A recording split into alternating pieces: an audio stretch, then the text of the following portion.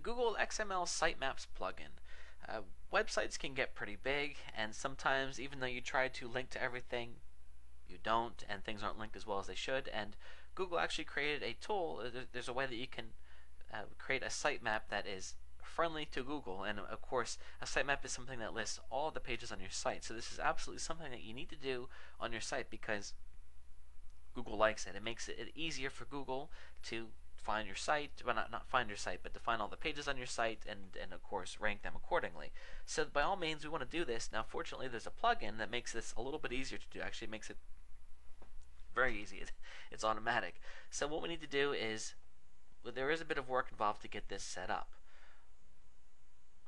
Once you activate the plugin, chances are you're going to go here, XML sitemap under settings, and you're going to get this message here. There's a problem writing your sitemap file because you first have to create it and make it writable. So let me, here are the directions for the Google Sitemaps. You need to use FTP, which we used earlier. We used FileZilla, and actually go ahead and create these files. You need to create in the WordPress directory sitemap XML and also sitemap.xml.gz and make them chmodded to 666. Now if you're not sure how to do that, I'm going to go ahead and do it right now, but you can always get additional help from FTP site itself, such as FileZilla. So let's go ahead and create those two files. I'm going to create them on my desktop. I'm just going to open up Notepad, and it's a blank file. I'm going to save this one as sitemap XML, and then I'm going to save another one as sitemap XML.gz. I think that's right. Let me cheat here and look. Okay, it is. So now I have these two blank files on my desktop that I'm going to go ahead and upload. So I'm going to open up my FTP program. Okay, so I'm here in my WordPress directory, right in the general part of the directory. Not before we worked in the WP content folder where the plugins are, but we want to be right out here. And here are the two files that I created. I'm going to go ahead and move them on over. Okay, let's look at them. Here they are.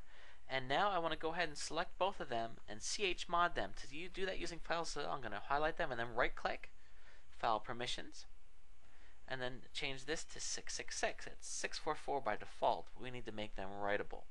This is going to allow the plugin access to be modifying these files.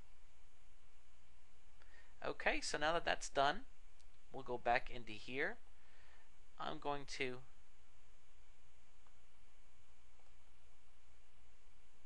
click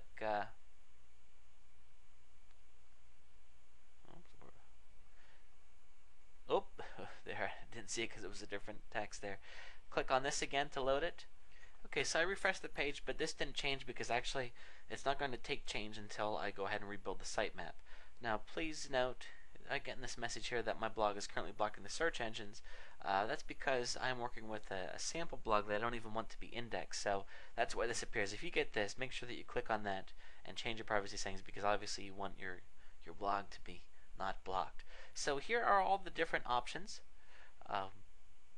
for the sitemap. I'm just going to suggest to you that you leave them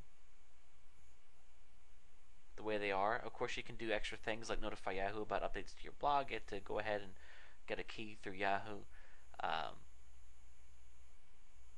You can also change some things here, and you can dive into that if you want, but the default settings are certainly good.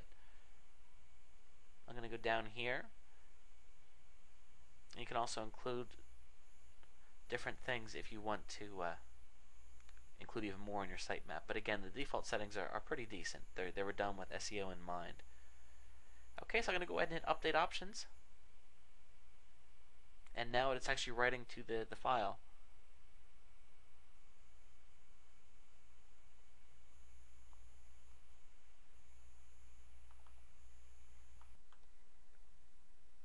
Okay, so you can see here that I went ahead and built it. For some reason I still got errors, so I clicked on this here to rebuild the site manually, the sitemap, and that time it did build for me. So Google and Bing were notified, and you can see there was a problem with Ask, and we can, you can investigate that if you wish.